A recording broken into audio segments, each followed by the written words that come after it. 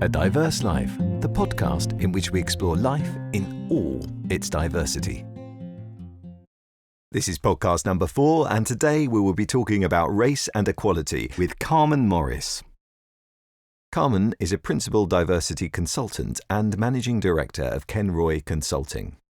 I started talking to Carmen about workplace diversity and where she thought we were in terms of the current state of play. I think the diversity agenda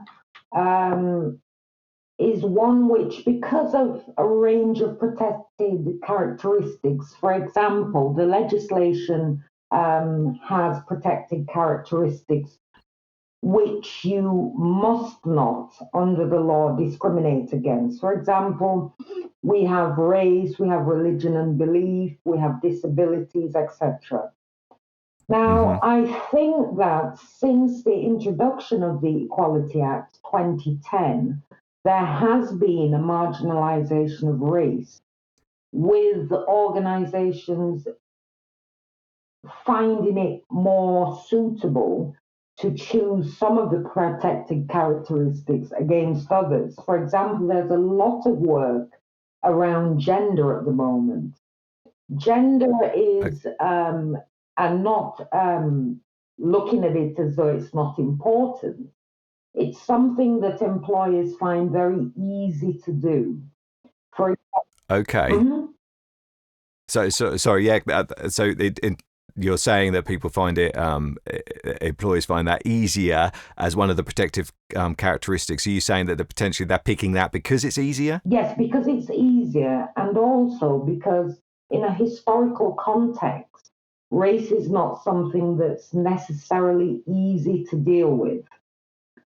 Okay, say a bit more about that. What do you mean? In terms of easy to deal with, I mean that most organizations at the top within the C-suite are very homogeneous in their makeup. For example, across the corporate sector, most boards are made up of mainly white men. Right. It is difficult for them to change that kind of status quo and allow women, people from ethnic minority backgrounds, to operate at that level. What stops them then, Carmen? Sorry, another little question. You said you used a phrase and I didn't quite understand it. You said C-suite. So what's a C-suite? The C-suite is the top levels of the organization. Okay, so you're sort of CEOs and top directors and things like that. Yes, and what is it that's stopping them? So you've got this group of predominantly white men running organisations. What stops them from being embracing more diversity? There's very much an attitude around. It's always been this way and it's worked, so why change it? Right.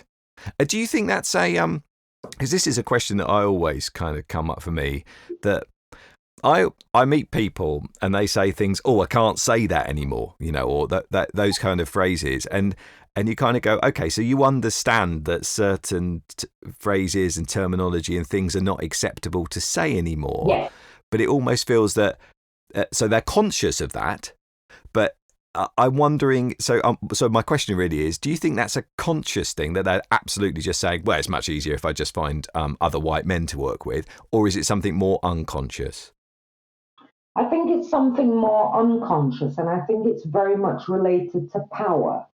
It is a power dynamic, and I think very much organizations may be a little afraid of changing the dynamics within the organization. But having said that, it's been proven that diversity is actually a business benefit across all levels of the organization, but necessarily within the C-suite. At the top levels of organizations, if you have more diversity, you're able to generate fresh ideas, become more competitive, market your organization to a broader customer and client base, and also your better able to attract talent. Young people coming out of universities, people who've been working a few years after their qualifications, probably have 10 years, 15 years experience, have a wealth of benefits to offer to organizations. Okay, great. So you're saying in a way that, if I'm a bright young black woman who's come out of university and I've got some brilliant ideas and I can really take a business on, but I turn up at a certain corporation and I have a look at their board and they're all white men, I'm just going to go, don't fancy that very much, and not and they're going to lose out as well. So there's a bias both ways in a way. If I'm seeing an organisation that's not diverse, I don't necessarily feel that I want to be part of that. Absolutely, absolutely. And we also have to understand that the way business is conducted nowadays, talent comes from all over the world. Businesses are becoming more and more globalized in their nature. And it beggars belief that organizations are not taking this on board as to the fact that it's a business benefit, and also that attracting the best in class talent, no matter what background they come from, will benefit your business now and into the future as we become more and more globalized. Okay, so we're seeing the benefits and we're seeing the reasons. We've got this group of homogenous people, white men probably, who unconsciously are making decisions, and maybe sometimes consciously, to not engage with diverse groups. And likewise, those diverse groups look at that and go, I don't want to be part of that. So that's a problem. But we can see the positives if the reasons why we have to change that, both for social and personal reasons, but also for business reasons. So how do we, if we've got two sort of opposing groups in a way, one is not accepting of having a diverse board and the other's just going, well, I don't want to be part of that particular board. How do you make that happen? The change will come when organizations, the leaders within organizations, accept the fact that they are required to do this, not only under the law, but for the business benefits that they will achieve from actually doing this. It's about accountability. Many organizations say, okay, we have to do this, we have to appear to be more inclusive. So, what they do is they actually get minority and ethnic professionals on board. The problem then becomes the blockages that are put into those individuals' way so that they cannot, or it is very difficult for them to achieve higher positions within the organization. Okay. It's recently been reported that many corporate organizations have adopted a one and done approach. In other words, they will get one woman or one black or ethnic minority at a senior position, and that's it. They've ticked the box and they say Okay. that they've done it. Okay. And you're saying that's not enough. Something more has to change. So if I've got a big corporation and I'm kind of aware of this, and actually maybe and as an individual I really do want to change it. But Yes. so I make the first steps and I go, right, well, I'm going to specifically, I'm going to target BAME groups and make sure that I'm getting some of that young talent on my board or in my organisation. And I do, and I find one. What do I do then to make sure that I get more and that those things are not put, the barriers are not put up for that individual in the workplace? Okay. You have to adopt a holistic approach. And by that I mean, if you get one BAME professional in your organization, you don't tick the box and say that it's done. You have to look at the organization holistically.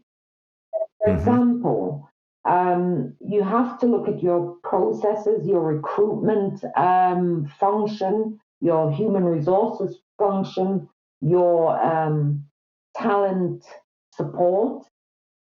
processes and make sure that there is nothing in there that is stopping minority ethnic individuals from progressing within your organization. Okay. Do you have some examples, Carmen, of the kind of things that do sometimes that might exist as current policy within an organisation that are preventing BAME groups from coming up? Yes. A lot of organizations like to recruit in their own likeness. Many board members, senior board members, chief executive officers, etc., have come from a certain background and they like to recruit in their own image. Unfortunately, we live in a society where many Black, Asian, and other ethnic minority individuals have not gone to the Oxfords and the Cambridges. They have not gone to the best schools. They don't speak the same language in inverted commas as these leaders do. So recruitment is one thing, but I have to say as well that the diversity and inclusion agenda for many organizations exists around the HR function. Now, human resources is not necessarily the place where you want to be having the diversity and inclusion function. So I'll give you two reasons. Okay. Yeah, I'm confused by that. So please. I'll give you a couple of reasons for that. Human resources is usually where diversity and inclusion or D&I resides.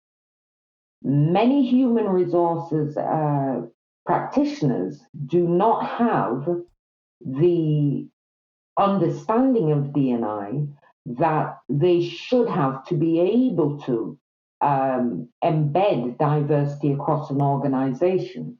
It should be at a much higher level. There should be the appropriate lines of accountability within the D&I function, and it should be accountable to the CEO or somebody within the C-suite. The other thing is that the correct levels of investment are not, and certainly as a diversity and inclusion practitioner and the CEO of a diversity and inclusion consultancy, I can tell you that the budget that organizations set aside for diversity and inclusion are wholly inefficient in being able to secure diversity and inclusion in a real and authentic way. Right. And so it sounds like we've got to so far in summary is that we need more people at the top of businesses from diverse backgrounds. If you've got that business, one is not enough because actually it's about changing the whole culture of the organization so they're accepting and, to use your terms, can speak the same language. They can kind of, or be open to different languages and different backgrounds. And I don't mean languages as in French or German or Spanish. I mean languages as in a cultural language. And actually then it's not just an HR responsibility that stays at levels below the C-suite. It needs to be something where the CEO or high-level professionals within the organisation are ultimately responsible for that. So they have to make a difference. Responsible and own the agenda. Own the agenda and spend some money. Spend some significant money on this. If an organisation, if a new computer program comes out and it costs, I don't know, 10 million, an organisation will readily set aside funds to get that. However, within the people functions where diversity and inclusion resides, they are less willing to set aside budgets for that, thinking, okay, we'll do some unconscious bias training and we'll do this, and Black History Month, we'll do something there, and then that's it. We can tick the box. Okay, so it's rolling out the same old sort of things at certain times of the year. all of the information that we have points to the fact that does not actually work. Right. Okay. Yeah. Now, so that's really useful. Thank you. I was just wondering a little bit more, just thinking about the kind of here and now and where we are at the moment. And we get these things coming up. So I'm taking the Danny Baker example, but I know there are a million and one different experiences. And I know that I've spoken to friends who, so I was talking to a guy that I know in Nottingham who's been, he's a 50-year-old man and he's lived in that city for most of his life. And he said, actually, things were going well. And recently he suddenly started getting, sort of fairly vehement racist attacks, shouts and stuff like that, kind of old school stuff. That you wouldn't really expect anymore. And that seems to have come about again. And I just wondered, I don't know if you've got any views on this, Carmen, but, where you think that's coming from at the moment and why people are making those kind of, Danny Baker was sort of saying he didn't really think about it, and you would think right now that with everything about diversity happening, that everyone would be really clear on that, So I was just wondering what your feelings were about that at the moment. Yes, I think there is a change, and it's people who work in organizations come from society. So whatever's happening in society is always reflected within the workplace environment. Now, I think at the moment, the UK is in kind of a precarious position. We don't know yet what's happening with Brexit. One of the key things around Brexit was to thwart immigration, if you like. There are too many people, non-white people, European people in the country who want to get rid of that. The Brexit vote gave those people a voice. And I think largely it's around that there are changes, and these changes are global changes. Generation Z says, we don't want racism anymore. We're very open. We have friends of all different backgrounds. The world is changing. And then you have older people saying, well, we don't want it to change as quickly as it is changing. Okay. So there's a generational issue, but in terms of some of the vehement racism that we have experienced and seen in the news recently, it's because piecemeal activities have been allowed to exist for far too long, with organizations just skimming the surface of race and diversity and inclusion and not owning the diversity and inclusion agenda in a real way.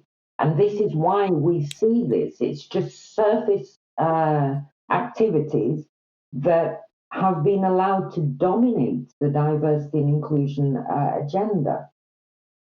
So it's a really interesting question, isn't it? Because I get exactly what you're saying. It's the fact that people don't.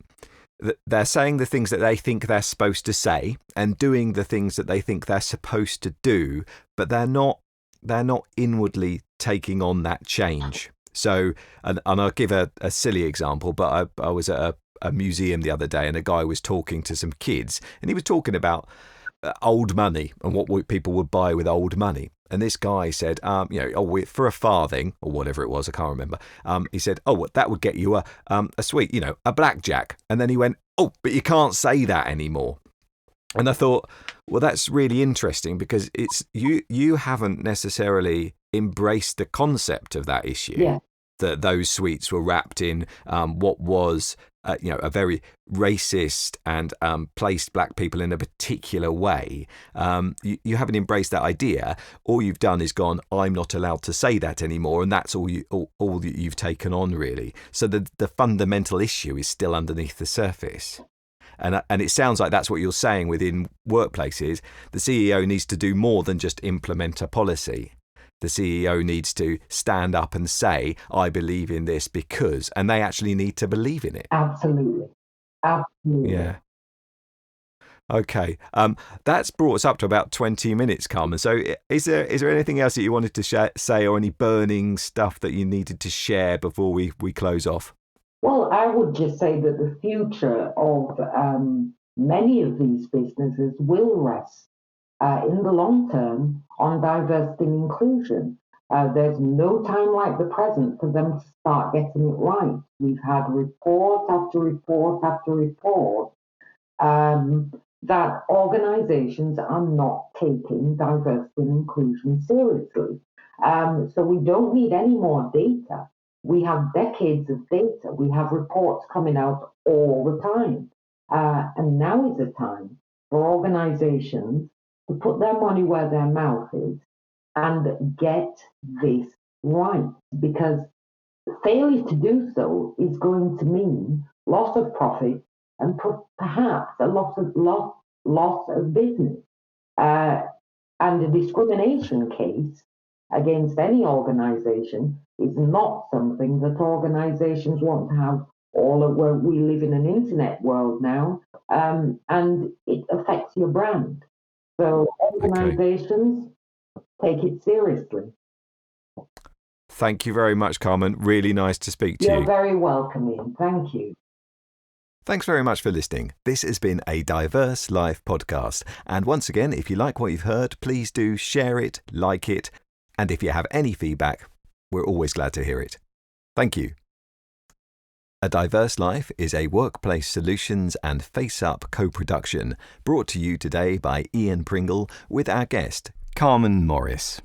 If you would like to contact Carmen about any of the issues brought up in today's show, you can contact her on info@kenroi.com or go to her website, www.kenroi.com.